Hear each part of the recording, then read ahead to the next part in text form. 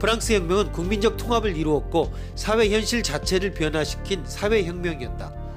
중앙 집권화 경향을 강화시켜 4대 조세 존속, 혁명력 제정, 새로운 도량 형제, 언어의 통일, 무상 의료 교육제 등이 실시된다. 토지 재산의 재분배가 일어나고 새로운 지배 세력이 형성되었다. 근대를 향한 자유와 평등의 행진이 시작된 것이다.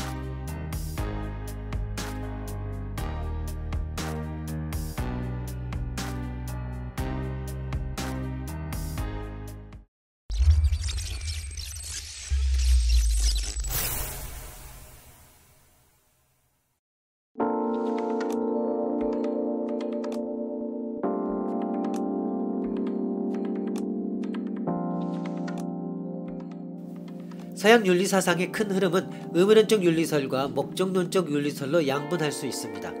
칸트와 공리주의가 각 설의 대표입니다.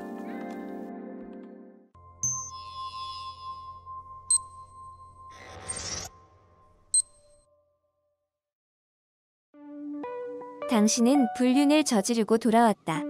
단순한 불륜은 아니다. 만남 사이트에서 알게 된 16세의 여고생이 당신의 상대다. 당신은 죄책감을 갖는다. 소녀에 대해서도, 아무것도 모르는 당신의 아내에 대해서도, 그리고 같은 나이인 당신의 딸에 대해서도. 그러다 잠깐 자신이 죄책감을 갖는 것을 알고 안심한다. 나는 완전히 타락한 것은 아니다 라고.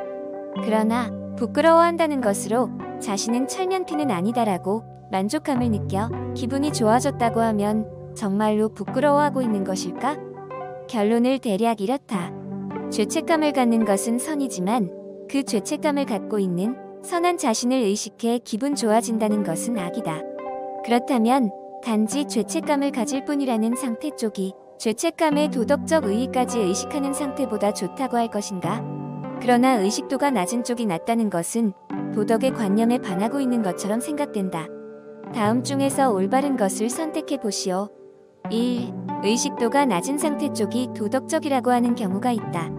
죄책감에 대해서는 그것이 좋은 감정이라고 눈치채지 못하고 오로지 고민하고 있는 경우가 낫다. 2. 의식도가 높은 상태 쪽이 항상 낫다. 죄책감이 선이라는 것을 눈치채고 기분 좋아지는 것은 단지 죄책감의 타격을 받았다고 하는 상태보다 도덕적으로 낫다. 3. 죄책감을 느끼는 것은 도덕적인 선이지만 그 선인 것을 기분 좋다고 느끼는가 어떤가는 도덕적인 선악과는 관계없다. 4. 원래 죄책감을 느낄지 어떨지는 도덕적인 선악과는 관계없다.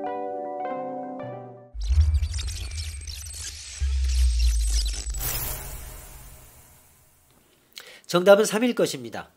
4까지 말하면 좀 지나칩니다. 역시 악을 후회한다는 일 자체는 선이라고 인정하지 않을 이유가 없습니다.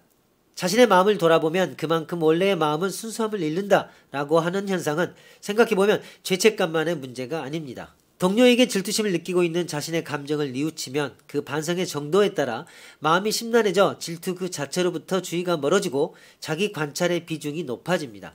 계기일식을 보며 흥분하고 있는 자기 자신에게 문득 주의를 기울이면 흥분감이나 쾌감이 그만큼 옅어지는 것과 같습니다. 마음이 어지러울 경우는 그만큼 감정이나 감각의 강도가 떨어집니다. 그러나 감정의 선악에 대해서는 어떻겠는가? 마음이 어지러워 강도가 떨어지면 선의 정도도 그만큼 떨어진다고 생각해야 되는 것이 아닐까. 두 가지 정도로 생각할 수 있습니다.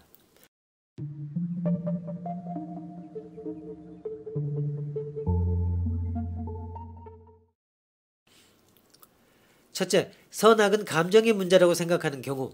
죄책감에 자기 만족을 느끼면 그만큼 죄책감으로부터 마음이 멀어져 죄책감이라는 감정의 강도가 줄어들고 선의 정도도 줄어들 것입니다. 둘째, 선악은 논리의 문제라고 생각하는 경우. 죄책감을 느끼는 것으로 그에 대한 자기 만족을 느끼는 것은 다른 레벨의 문제가 됩니다. 즉, 부끄러워해야 할 행위 A의 선악, A로 인한 수치, 죄책감, B의 선악, B의 만족감, C의 선악을 구별해야 합니다. C의 존재는 B의 선악의 정도에 영향을 주지 않고 B의 존재는 A의 선악의 정도에 영향을 주지 않습니다. 어느 쪽의 입장을 취해야 할 것인가는 문맥에 따라서 다를 것입니다. 죄책감에 대한 만족감이 죄책감의 윤리적 가치를 무너뜨린다라고 하는 가능성이 부조리라고 느끼는 사람은 두 번째 입장을 취해 부조리로부터 탈출할 수 있습니다. 죄책감을 만족감의 도구로 삼는 것은 괘씸하다라고 느끼는 사람은 첫 번째 입장을 취해 죄책감의 객관화를 비난할 수가 있습니다. 그러나 죄책감 그 자체를 객관화해 다시 응시하는 것은 그것이 기분 좋은가 불쾌한가에 관계없이 죄책감의 근원이었던 악행 그 자체를 새로운 시각으로 다시 보고 보다 깊은 반성에 이르는 길입니다. 즉 본인의 윤리적 성장에 공헌할 것입니다. 그렇게 생각하면 두 번째 쪽이 실리적인 윤리관이 아닐까 합니다.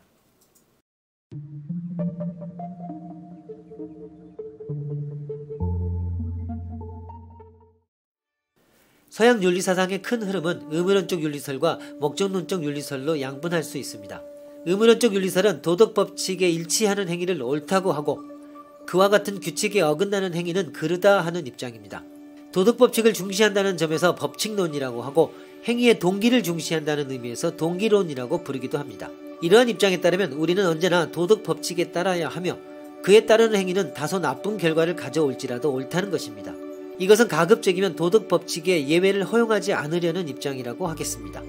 이에 대하여 목적론적 윤리설은 최선의 결과를 가져오는 행위는 옳고 그렇지 못한 행위는 그르다는 주장으로서 결론을 강조하는 의미에서 결과론이라고 부르기도 합니다. 이러한 입장에 따르면 우리는 언제나 최선의 결과를 가져오는 행위를 해야 하고 따라서 도덕법칙을 지키고 어기는 문제는 부차적인 것으로 보는 것입니다.